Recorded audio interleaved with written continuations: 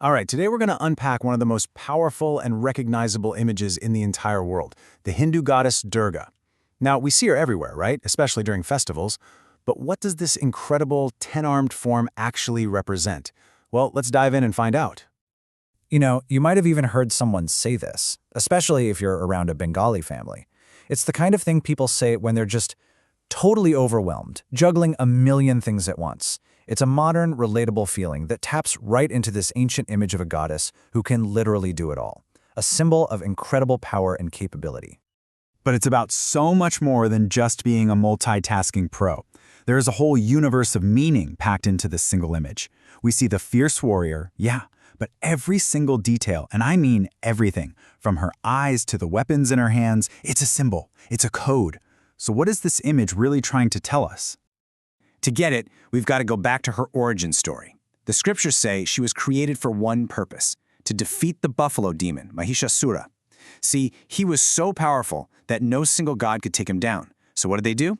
They pulled all of their divine energies, all their power into one single brilliant light, and out of that collective force, Durga was born. Okay, so let's start breaking this divine form down. And I mean it when I say nothing here is random. It's all a carefully constructed visual language, a story told without words. We're going to start with two features you probably notice right away, her eyes and that powerful lion she rides.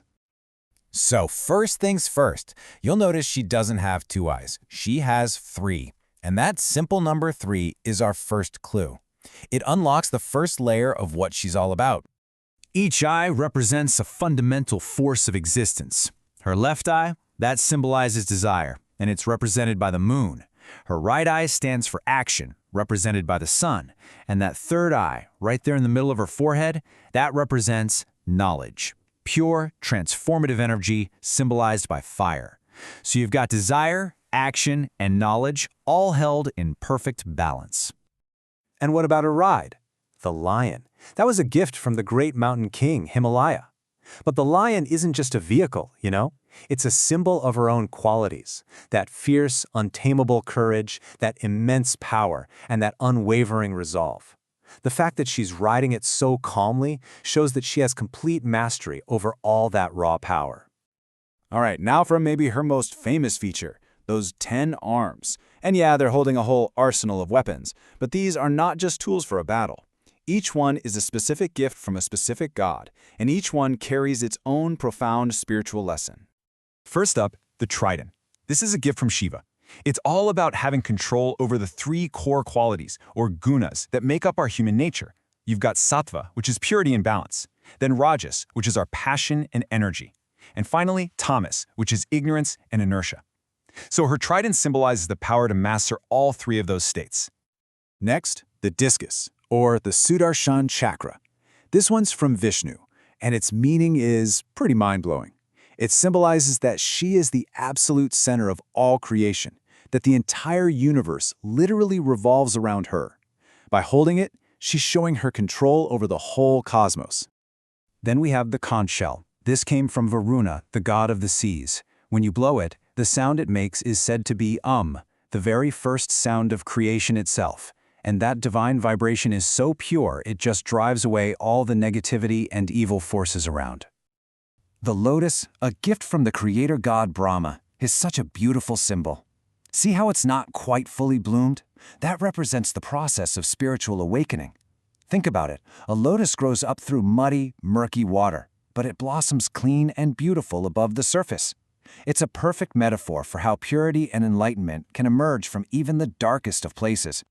And the gifts just keep coming. She also holds a sword that represents an intellect so sharp it just cuts right through ignorance. A bow, an arrow, symbolizing control over all forms of energy. A thunderbolt for unwavering, rock-solid resolve. A mace for loyalty and love. And a bell that, like the conch, chases away demons with its sound.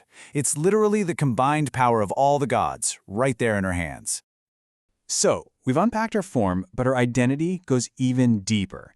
It starts with her very name and actually extends to become a symbol for an entire nation. The name Durga is basically a fortress in itself. Each syllable is a promise of protection. D is for destroying demons, U for removing obstacles, R for getting rid of disease, G for vanquishing sin, and A for repelling enemies. Put it all together and her name means the one who protects from all evils. It's a declaration. Now, this idea of a divine protector was so powerful that during India's independence movement, she was adopted as a symbol for Bharat Mata, or Mother India. She became the image of the motherland itself, strong, protective, nurturing, and she even inspired the national song Vande Mataram. Okay, now for what might be the most mind-blowing part of this whole story. This image of a powerful lion-riding mother goddess, it isn't just an Indian thing. Not by a long shot. It's an ancient archetype that has echoes all across the globe, spanning millennia. Just take a look at this. The idea of a powerful divine mother figure goes back thousands and thousands of years, across vast geographies. We're talking ancient Mesopotamia around 2500 BCE, then through Central Asia in the 2nd century, all the way to Japan by 700 CE, and then spreading all across Southeast Asia. This is an ancient and truly global idea. Let's start our world tour in what's now Iraq. In ancient Sumeria, one of the cradles of civilization, they worshipped Inanna. She was a super powerful goddess of love, war, and justice. And guess how she was often depicted? Yep, standing on the back of a lion. The visual parallel is just unmistakable. Okay, now let's head east into Central Asia. There we find the goddess Nana, another fierce deity who is also shown riding a lion.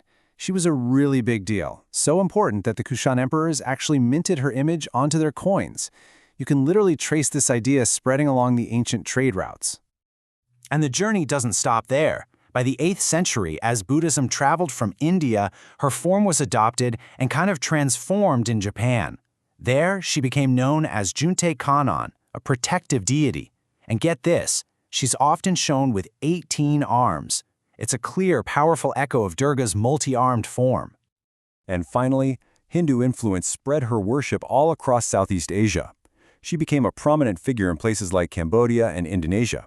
In fact, you can go to incredible 9th century temples like Prambanan today and find these stunning statues of her defeating that same buffalo demon. So from a multitasking mom to the center of the universe, from a national symbol to a global archetype that's thousands of years old, it all leads to one final question. This image of a divine, powerful female protector, it shows up again and again all over the world. Does that reveal something fundamental about us? A universal human need for strength, for protection, for a cosmic mother? It's something to think about. Thanks for joining me.